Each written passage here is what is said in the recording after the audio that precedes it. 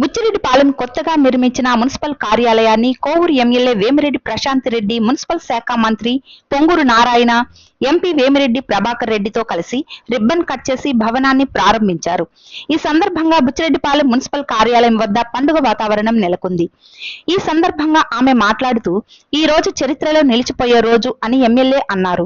గత ప్రభుత్వంలో బేస్మెంట్ వేసి వదిలేసి 2 కోట్ల నిధులు దుర్వినియోగం చేసిన తెలుగుదేశం పార్టీ అధికారంలోకి వచ్చాక 4 కోట్లు ఖర్చు చేసి నూతన టెక్నాలజీతో అతి తక్కువ కాలంలోనే మున్సిపల్ భవనాన్ని ప్రారంభించుకోవడం జరిగింది అన్నారు.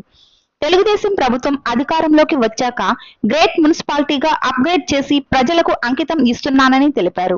తెలుగుదేశం పార్టీ అధికారంలోకి వచ్చిన తరువాత బుచ్చిరెడ్డిపాలెంకు 57 కోట్ల రూపాయలు అభివృద్ధి పనులకు ఇచ్చామని తెలిపారు. ఈ కార్యక్రమంలో కూటమి నాయకులు, కార్యకర్తలు, అభిమానులు పాల్గొన్నారు. మున్సిపల్ కార్యాలయం ప్రారంభోత్సవానికి బుచ్చిరెడ్డిపాలెం విచ్చేసిన మున్సిపల్ శాఖ మంత్రులు డాక్టర్ పొంగూరు నారాయణ గారికి, అలాగే ఎంపీ వేమిరెడ్డి ప్రభాకర్ రెడ్డి గారికి, ఇక్కడికి విచ్చేసిన ప్రతి ఒక్క కూటమి నేతలకి, బుచ్చిరెడ్డిపాలెం ప్రజలకి అందరికీ కూడా ధన్యవాదాలు తెలుపుకుంటున్నాను. ఈరోజు నిజంగా ఇది చాలా శుభదినం. బుచ్చిరెడ్డిపాలెంకి చరిత్రలో నిలిచిపోయే రోజు. ఎందుకంటే ఎన్నో రోజుల నుంచి గత ప్రభుత్వంలో బేస్మెంట్ వరకే ఆపేసి దానికి సంబంధించిన నిధులు 2 కోట్ల రూపాయలని దుర్వినియోగం చేసిన దాన్ని ఈ రోజు మనం 4 కోట్లతో మన ప్రభుత్వం అధికారంలోకి వచ్చిన తర్వాత ఈ బిల్డింగ్ మనము ప్రజలకి Kovur Buchireddypalem municipality second upgrade చేసుకొని ఈ మున్సిపల్ కార్యాలయాన్ని ప్రజలకి అంకితం చేస్తున్నందుకు నిజంగా కూడా ప్రతి ఒక్కరికి ముఖ్యంగా మన మున్సిపల్ శాఖ మంత్రులు నారాయణ గారికి, అలాగే ముఖ్యమంత్రి చంద్రబాబు నాయుడు గారికి అందరికీ కూడా ధన్యవాదాలు తెలుపుకుంటున్నాను. ఎన్నో ఏళ్లుగా ఎదురు చూస్తున్న ఈ కార్యాలయం ఈ రోజు ఇక్కడ మన కళ్ళ ఎదుట కట్టి చూపిస్తున్నాం. ఇది మన ప్రభుత్వం యొక్క పనితనం అని చెప్పి మరోసారి మీకు అందరికి తెలియజేసుకుంటున్నాను. అలాగే ఈరోజు మనకి ముఖ్య అతిథిగా విచ్చేసిన నారాయణ గారు బుచ్చిరెడ్డిపాలెం అభివృద్ధిని స్వయంగా చూసేందుకు మన ఆనందంలో భాగస్వాములు అయినందుకు గౌరవనీయులు నారాయణ గారు ఇక్కడికి రావడం మనందరితో ఎంతో సంతోషమైన విషయం. నెల్లూరు నగర ప్రజల బాధ్యత నిర్వహించడంతో పాటు పురపాలక శాఖ లక్ష్యాలను ముందుకు తీసుకెళ్లడమే కాకుండా ప్రతి ఆంధ్రుడి ఆత్మ గౌరవానికి ప్రతీక అయిన మన రాజధాని అమరావతి నిర్మాణం అనే మహాయజ్ఞంలో ఆయన కీలక బాధ్యతలు నిర్వహిస్తున్నారు. మన ముఖ్యమంత్రి గారి ఆశయానికి, ఆంధ్రుల కళకు నారాయణ గారే ఒక బలమైన వారధిగా పనిచేస్తున్నారు అనుకోవడంలో ఆశ్చర్యం లేదు. ఇన్ని కీలక బాధ్యతలు నిర్వహిస్తున్న ప్రజాసేవలో కూడా ముందున్నారు. నారాయణ నేత్రజ్యోతి, దంత సురక్ష, నారాయణ హాస్పిటల్ ఆన్ వీల్స్ వంటి కార్యక్రమాల ద్వారా ప్రజలు ముందుకున్నారు నెల్లూరు సిటీలో. అలాగే ముఖ్యంగా నారాయణ గారికి చదువు అంటే ఎంతో ఇష్టం. చదువును అందించడం అంటే మరింత ఇష్టం. పేద పిల్లలకు కూడా కార్పొరేషన్ స్థాయి చదువులు అందిస్తున్నారు. ఇదన్నీ ఒక ఎత్తైతే మీరు మొన్నే చూశారు, గిన్నెస్ రికార్డులో ఎక్కే విధంగా 7,000 సైకిల్ ని విద్యార్థులకి అందించిన ఘనత కూడా ఆయనకే దక్కిందని చెప్పి మీకందరికీ నేను తెలియజేసుకుంటున్నాను. మరొక మన ముఖ్య అతిథి ఎంపీ గారు వేమిరెడ్డి ప్రభాకర్ రెడ్డి గారు, మన నెల్లూరు ఎంపీ. ఆయన కేవలం పార్లమెంట్ సభ్యుడే కాకుండా ఈపీఆర్ ఫౌండేషన్ ద్వారా కూడా బుచ్చిరెడ్డిపాలెం అభివృద్ధికి, ప్రజల సంక్షేమానికి ఎంతో సహకరిస్తున్నారు. ఇటీవలే బుచ్చి సమీపంలో NH-67 అభివృద్ధికి 14 కోట్లు మనకి మంజూరు చేసి తీసుకొచ్చినందుకు ఎంపీ గారికి ధన్యవాదాలు తెలుపుకుంటున్నాను. అలానే ఖాజానగర్ లో ఉర్దూ స్కూల్లో 8వ తరగతి వరకే ఉంది. చాలా మంది పిల్లలు చదువుకోలేకపోతున్నారు. ఎందుకంటే మిగతా 2 క్లాసులు లేవు కాబట్టి ఆ పిల్లల్ని వాళ్ళు బయటికి ఇంకా కూడా పంపించకుండా అక్కడే 8వ క్లాస్ అయిపోగానే ఆపేసి ఇంటి దగ్గర ఉంటుంటే మన ఎంపీ గారు ఆయన ఫౌండేషన్ తరఫున అక్కడ కావలసిన స్థలాన్ని కొనిచ్చి రాబోయే రోజుల్లో ఆ స్కూల్లో 9, 10వ తరగతులు కూడా పెట్టించే విధంగా చొరవ తీసుకున్నందుకు ధన్యవాదాలు తెలుపుకుంటున్నాను. అలాగే అదనపు గదుల కోసం కూడా విపిఆర్ ఫౌండేషన్ తరఫున 20 లక్షల స్థలం కొని గదులు కూడా వేయడానికి దానికి సహకరించినందుకు కూడా ధన్యవాదాలు తెలుపుకుంటున్నాను. మన రాష్ట్రం, జిల్లా, నియోజకవర్గం కోసం మంత్రి నారాయణ గారు, ఎంపీ వేమిరెడ్డి ప్రభాకర్ రెడ్డి గారు అందిస్తున్న సహకారం, చూపిస్తున్న చొరవకు బుచ్చిరెడ్డిపాలెం ప్రజల తరపున, కోవూరు కాన్స్టిట్యున్సీ తరపున ఇద్దరికి ప్రత్యేక ధన్యవాదాలు తెలుపుకుంటున్నాను. ఇక ముందు కూడా ఇదే వేగంతో అభివృద్ధి కొనసాగిస్తూ బుచ్చిరెడ్డిపాలెంను మరింత సుందరంగా అభివృద్ధి చెందే విధంగా పట్టణం తీర్చిదిద్దున మనమంతా కలిసి పనిచేద్దాం. ఈ యజ్ఞంలో మంత్రివర్యులు, మున్సిపల్ శాఖ మంత్రివర్యులు నారాయణ గారు మాకు కొన్ని నిధులు సమకూరిస్తే మన బుచ్చిరెడ్డిపాలెంని రాబోయే రోజుల్లో ఎన్నడూ లేకుండా మిగిలిపోయి ఉన్న డ్రైన్స్ కానీ, రోడ్లు కానీ ఒక సుందర పట్టణంగా తీర్చిదిద్దడానికి అవకాశం ఉంటుందని మంత్రివర్యులకి నేను కోరుకుంటున్నాను. అదేవిధంగా ఇప్పటి వరకు మనం అధికారంలోకి వచ్చిన తర్వాత ఈ బుచ్చిరెడ్డిపాలెంలో సుమారు 57 కోట్ల అభివృద్ధి పనులు మనం చేసుకోవడం జరిగింది.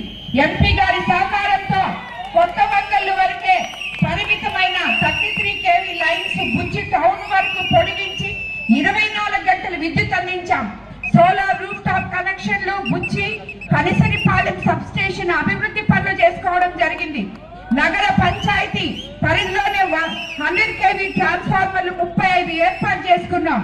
అలాగే సీసీ రోడ్లు, సీసీ డ్రైన్లు, తాగునీటి పైప్ లైన్లు, వీధి దీపాలు, ఫాగింగ్, ఇతర పనులకు 12,79 లక్షలు ఖర్చు పెట్టాం. అలాగే ఎంపీ గారి సహకారంతో NH-67 ఇందాకే చెప్పుకున్నాం మనం, లోడ్ బేరింగ్ పేమెంట్స్ తో, బ్లాక్స్ తో, సీసీ డ్రైన్, విద్యుత్ లైన్ తరలింపు వంటి పనులకు 14,40 లక్షలు వెచ్చించడం జరిగింది. ఆల్రెడీ రావడం జరిగింది. టెండర్ ప్రాసెస్ కూడా అయిపోయిందని చెప్పి మీకు అందరికీ నేను తెలియజేస్తున్నాను.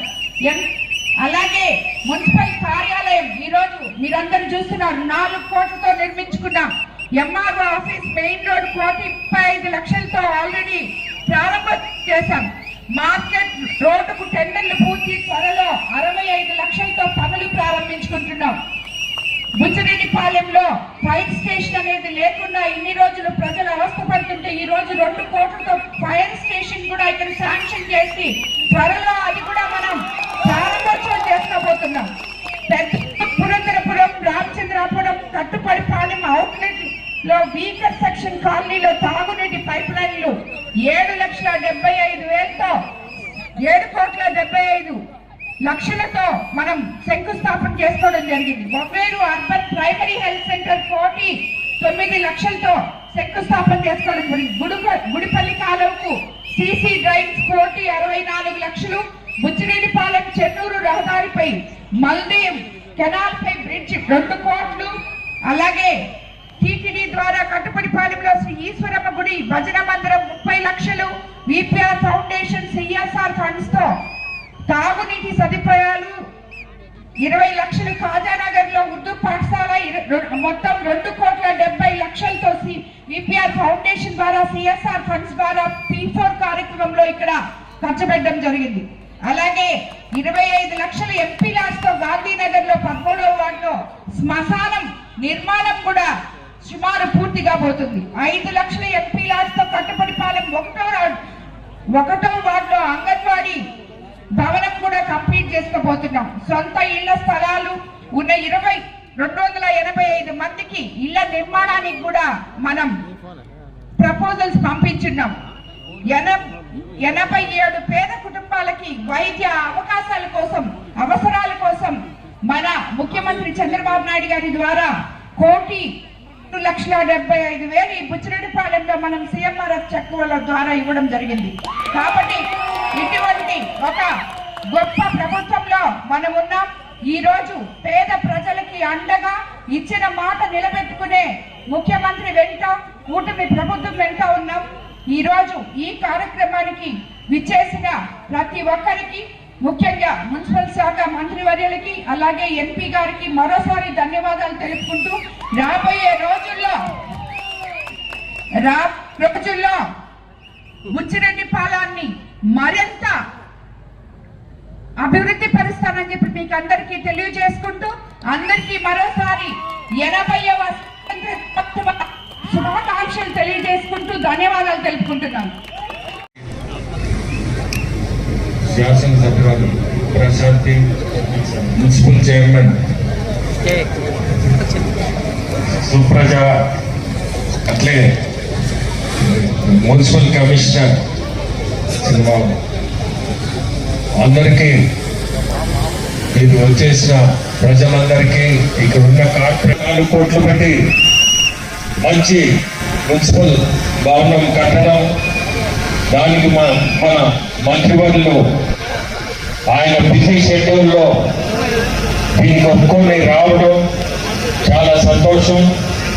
ఎందుకంటే 3 ఫ్లోర్స్ 4 కోట్లు పెట్టి ఇప్పుడుండే ఆర్థిక ఇబ్బందుల్లో ఇటువంటి భవనం కట్టారంటే ఆశ్చర్యంగా ఉంది. ఇక్కడ మనకి ఈ రోజుల్లో ప్రతి రూపాయి లెక్కేసుకునే రోజులు, అంత దారుణమైన పరిస్థితిలో మనం ఉన్నాం. కానీ మన ముఖ్యమంత్రులు ఫైనాన్షియల్ ప్లానింగ్ ఉండబట్టి ఆయన ఈరోజు అభివృద్ధి, సంక్షేమం అనే 2 పదాలతో ఎన్ని ఇబ్బందులున్నా రాష్ట్రం అంతా కూడా ఆ 2 పదాల మీద నడిపిస్తున్నారు. ఇంకోటి చెప్పాలి మన నారాయణ గారి గురించి. నారాయణ ఇన్స్టిట్యూట్స్ అందరికీ తెలుసు, దాదాపు 25 స్టేట్స్ లో ఇన్స్టిట్యూట్స్ ఉన్నాయి. అవన్నీ సొంత ఇన్స్టిట్యూట్స్ అన్ని పక్కన పెట్టేసి ఈరోజు గవర్నమెంట్ తరఫున ఒక మున్సిపల్ శాఖని రాష్ట్రంలోనే ప్రతి మున్సిపాలిటీ, ప్రతి కార్పొరేషన్ ఇప్పుడే వస్తుంటే చెప్తా ఉంటే కొన్ని ఇంటుంటే ఆయన సొంత వ్యాపారం అంతా పక్కన పెట్టేసి ఉంటాడు. ప్రజల మీద, రాష్ట్రం మీద, ముఖ్యమంత్రుల మీద ఆయనకుండే అభిమానం అనాలా లేకపోతే ఏ పదాలు వాడాలో కానీ ఈరోజు రాష్ట్రంలో ఆయన పడే కష్టం నాకు తెలిసి మీరందరూ నిన్న కూడా చూస్తున్నారు. అమరావతిలో ముఖ్యమంత్రి గారితో మన నారాయణ గారు కూడా నిన్న చాలా బిల్డింగ్లు, ఎమ్మెల్యేలు, ఎమ్మెల్సీలు, తర్వాత ఇంకా ఆఫీసర్స్ కానీ ఇవన్నీ సీడ్ యాక్సెస్, స్టీల్ బ్రిడ్జ్, అవి ఇట్లా అమరావతిలో ఈరోజు పనులు జరుగుతున్నాయంటే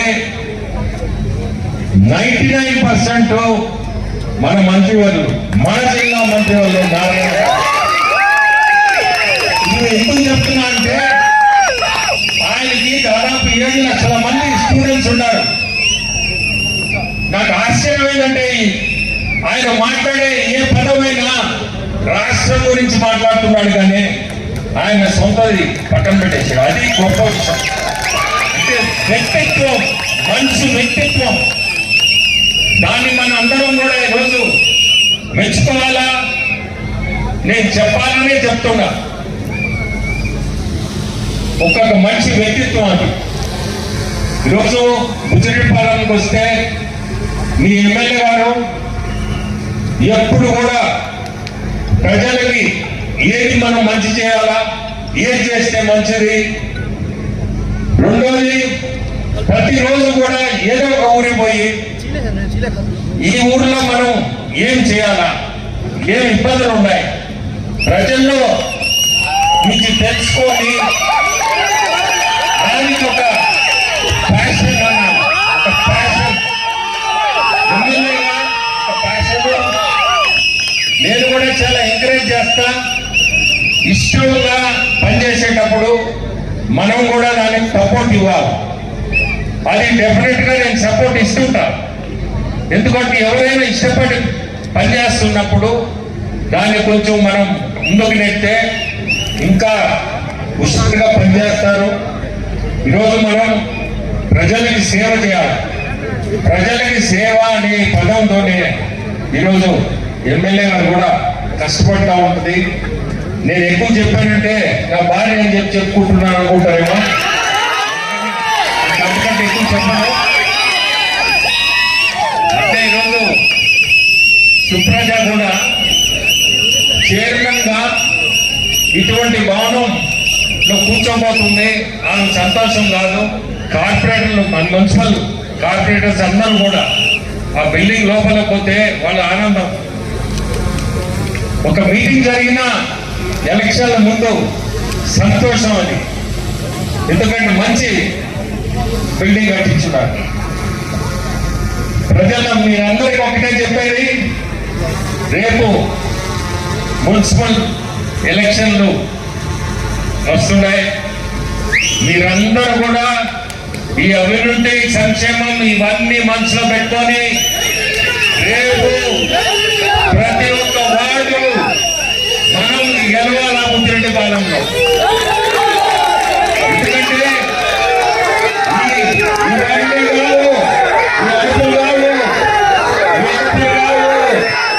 గెలిపించి చూపండి. ప్రతి ఒక్కరు కూడా మనసు పెట్టి పనిచేయాలి. మళ్ళీ మున్సిపాలిటీని గెలిపించుకోవాలి. ప్రతి వార్డు కూడా, ప్రతి కౌన్సిలర్ మనం మంచిగా ఉండాలి. ప్రతి ఒక్కరు కూడా కష్టపడండి, ముందుకి గెలుచుకునేటట్టుగా చేయండి. ఇంతకంటే మాట్లాడేది ఏమిలా, ఇప్పటికే చాలాసార్లు పిలిచారు రమ్మని, కానీ నేను అవాయిడ్ చేస్తూ వచ్చా. నిజం చెప్తున్నా, ఎందుకంటే ఇక్కడికి వస్తున్న డబ్బులు అడిగి తెలుసు నాకు. కాకపోతే వస్తున్న డబ్బులే, అమరావతికి వచ్చిన డబ్బులే, వాళ్ళ ఇంటికి పోయినా డబ్బులే. ఇప్పుడు ఇంటికాడ నుంచి వస్తుంటే ఇంటికి పోగానే 5 కోట్లు ఇవ్వండి సార్, 10 కోట్లు ఇవ్వండి సార్. బడ్జెట్ లేదమ్మా. గత ప్రభుత్వం వారు చేసిన అరాచకాలు కావచ్చు, ఆర్థిక విధ్వంసం కావచ్చు, దాంతో 10 లక్షల కోట్లు అప్పు చేసి వెళ్ళారు. నా శాఖ తీసుకుంటే, మున్సిపల్ శాఖ తీసుకుంటే 2014-19లో ఇదే శాఖ నేను మంత్రిని. దీంట్లో ఏషియన్ ఇన్ఫ్రాస్ట్రక్చర్ డెవలప్మెంట్ బ్యాంక్ ద్వారా 2019 ఫిబ్రవరిలో 5,350 కోట్లు శాంక్షన్ ఇచ్చాం. కాబట్టి ముఖ్యమంత్రి గారు 2019 ఫిబ్రవరి ఎలక్షన్స్ ముందు 5,350 కోట్లు శాంక్షన్ చేసి, దాంట్లో కేంద్రం ఫస్ట్ రిలీజ్ చేస్తే దానికి మ్యాచింగ్ స్టేట్ ఇవ్వాలి. ఆ మ్యాచింగ్ ఇవ్వగా గత 5 సంవత్సరాలు 5,350 కోట్లు పోయింది. అదే 5,350 కోట్లు తీసుకుని ఉంటే ఈ రాష్ట్రంలో ఉన్న 153 మున్సిపాలిటీస్ లో ప్రతి ఇంటికి ట్యాప్ కనెక్షన్ ఉండేది. తాగడానికి స్వచ్ఛమైన నీరు ఇవ్వడానికి 2019లో. కానీ గత ప్రభుత్వం రాష్ట్ర వాటా ఇవ్వక అనిపింది. మళ్ళా ఈ ప్రభుత్వం రాగానే గవర్నమెంట్ ముఖ్యమంత్రి గారు చెప్తే వారు వెంటనే దాన్ని కేంద్రంతో మాట్లాడి మళ్ళా శాంక్షన్ చేయించారు. అమృత్ 2.0 8,500 కోట్లు 8,500 కోట్లతో కేంద్రం శాంక్షన్ చేస్తే అది కూడా తాగడానికి స్వచ్ఛమైన నీరుకి కేంద్రం ఫస్ట్ ఇన్స్టాల్మెంట్ ఇస్తే దానికి మ్యాచింగ్ ఇవ్వాలి స్టేట్ గవర్నమెంట్. అది ఇవ్వక అది కూడా పోయింది. మళ్ళా ఈ ప్రభుత్వం రాగానే దాన్ని టేకప్ చేశాం. మీ మున్సిపాలిటీకి ఎంత ఉందో తెలుసా? దాంట్లో మీ మున్సిపాలిటీకి అమౌంట్ 2.3లో ఎంత ఉందో వాళ్ళు చెప్తారా? చైర్పర్సన్ గారు మీరు చెప్తారా? అమృత 2.2లో 93 కోట్ల రూపాయలు శాంక్షన్ చేసింది. 93 కోట్ల రూపాయలు దాన్ని వదిలేశారు కదా ప్రభుత్వం. మొన్న ఈ ప్రభుత్వం రాగానే దాన్ని టేకప్ చేసి ఎంతో వేగవంతంగా చేస్తున్నాం. రాష్ట్రం మొత్తంలో 103 మున్సిపాలిటీస్ ఎంతో వేగవంతంగా కలుగుతుంది. ఇలా గత ప్రభుత్వం అన్ని అవకతవకలే. స్వచ్ఛ భారత్ కింద 3,000 కోట్లు శాంక్షన్ అయింది. గత ప్రభుత్వం కేంద్ర ప్రభుత్వం శాంక్షన్ చేసింది. దానికి రాష్ట్ర ప్రభుత్వం 50 ఇవ్వాలా, కేంద్రం 50 ఇస్తుంది. ఫస్ట్ ఇస్తామంటూ వాడు 250 కోట్లు ఇస్తే రాష్ట్ర ప్రభుత్వం ఇవ్వాల్సిన కోట ఇవ్వక అదే అయిపోయింది. దాన్ని కూడా ప్రభుత్వం రాగానే దాన్ని రివైజ్ చేసి ఈరోజు దాన్ని కూడా ముందుకు తీసుకొచ్చాము. ఈ మున్సిపాలిటీకి అయితే స్వచ్ఛ భారత్ లో 2.62 కోట్లు శాంక్షన్ అయింది. ఈ విధంగా గత ప్రభుత్వం చేసిన ఆర్థిక విధ్వంసం అంటే పరిపాలన చేయడం రాదు. ఒక కుటుంబంలో ఎవరికైనా ఒక 20,000 వస్తుందంటే వరపండి ప్లాన్ చేసుకుంటారు. ఆ 20,000 రెంట్కి ఏమన్నా కట్టాల్సింది ఎంత కట్టాలా, ఈఎంఐ కట్టాల్సింది ఎంత కట్టాలా, తిండికి ఎంత, పిల్లల చదువుకి ఎంత, కరెంటు బిల్లు చక్కగా ప్లాన్ చేసుకుంటారు. 10,000 ఆదాయం వచ్చాడు చేసుకుంటారు, 5,000 ఆదాయం వచ్చాడు చేసుకుంటారు, 1,00,000 వచ్చే చేసుకుంటారు. ఒక రాష్ట్రానికి వచ్చే ఆదాయాన్ని ప్లాన్ చేయాల, ఏ ప్లాన్ లేదు. గత 5 సంవత్సరాల్లో ఆర్థిక విధ్వంసమై అన్ని ప్రాజెక్టులు వచ్చిపోయాయి. 14-19లో నేను ట్రిక్ హౌసెస్ తెచ్చాను. అప్పుడు మున్సిపాలిటీ లేదు. ఆ రోజు గవర్నమెంట్ ముఖ్యమంత్రి గారు నాకు ఒక మాట చెప్పారు. నాకు ఆ పోర్ట్ఫోలియో ఇచ్చి పేదలకు మంచిలు కట్టున్నారని అన్నారు.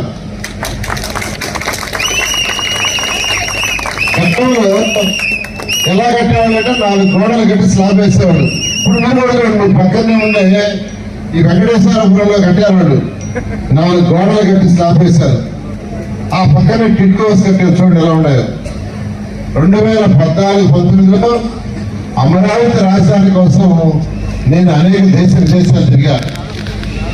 China, Russia, Japan, Singapore, Malaysia, Ashgabat, Astana తిరిగినప్పుడు అక్కడ పేదవాళ్ళకి ఎలా ఇల్లు ఉండేవో చూసి వచ్చారు. ముఖ్యమంత్రి గారికి వివరించారు. సార్ మన రాష్ట్రంలో మన దేశంలోనే 4 గోడలు కట్టి స్లాబ్ వేస్తారు, విదేశాల్లో పేదలకు ఎలా ఉన్నాయి. అయితే అలా కట్టాలంటే ఖర్చు అవుతుందా? ఒకటే మాట అన్నారు, నారాయణ ఎంత ఖర్చు అయినా పర్వాలా, ప్రతి మహిళ ప్రతి తల్లి తన బిడ్డలతో భర్తతో ఆనందంగా ఉండేది కట్టమన్నారు. ఏమాట దాంట్లో టిట్ హౌసెస్ డిజైన్ చేసాం. బ్రహ్మాండంగా 38,000 కోట్లకి టెండర్లు ఇచ్చారు. 7 లక్షల ఇళ్ళు, 1-2 కాదు, 7 లక్షల ఇళ్ళు 38,000 కోట్లకి టెండర్ ఇచ్చి గ్రౌండ్ చేస్తే గత ప్రభుత్వం వచ్చి దాన్ని 2,61,000 కుదిర్చి అవి కూడా చేయకుండా వదిలేసిపోతే మళ్ళా ఇప్పుడు మనం చేస్తున్నాం. మొత్తం ఆర్థిక విధ్వంసమే. ఈరోజు 123 మున్సిపాలిటీస్ ఉంటే చెత్త పన్నేసింది గత ప్రభుత్వం. చెత్త పన్నేసింది. లక్షల కొద్ది చెత్తను వేసేసింది. ఎన్ని లక్షలు వేసిపోయిందంటే 153 లక్షల టన్నుల చెత్త వేసిపోయింది. మీ పిచ్చిని పనులు కూడా వేసిపోయింది. చెత్త పని వేసింది కానీ ఆ చెత్తను తొలగించాల. అదంతా మనకి ఇచ్చేసిపోయింది. 2024 అక్టోబర్ 2వ తేదీ గౌరవ ముఖ్యమంత్రి గారు మచిలీపట్నంలో స్వచ్ఛాంధ్ర కార్యక్రమం చేస్తూ నన్ను అడిగారు, నారాయణ ఎంత చెత్త మిగిలిపోయిందంటే అక్కడ చెప్పా, సార్ గ్రౌండ్ లెవెల్ పైన 85 లక్షలు ఉంది, గ్రౌండ్ లోపల ఎంత చూడాలా, ఇది తీసేస్తే తప్ప అది తెలియదు సార్ అన్నా. అయితే ఎంతకాలం తీసేస్తామంటే 2 ఏళ్ళు 3 ఏళ్ళు పడుతుందన్నా. కాదు, నాకు 1 yearలో పూర్తి చేయాలని ఆదేశించారు మా అధికారులు. 1 yearలోనే అంటే 2025 అక్టోబర్ 2వ తేదీకి 85 లక్షలు పూర్తి చేశారు.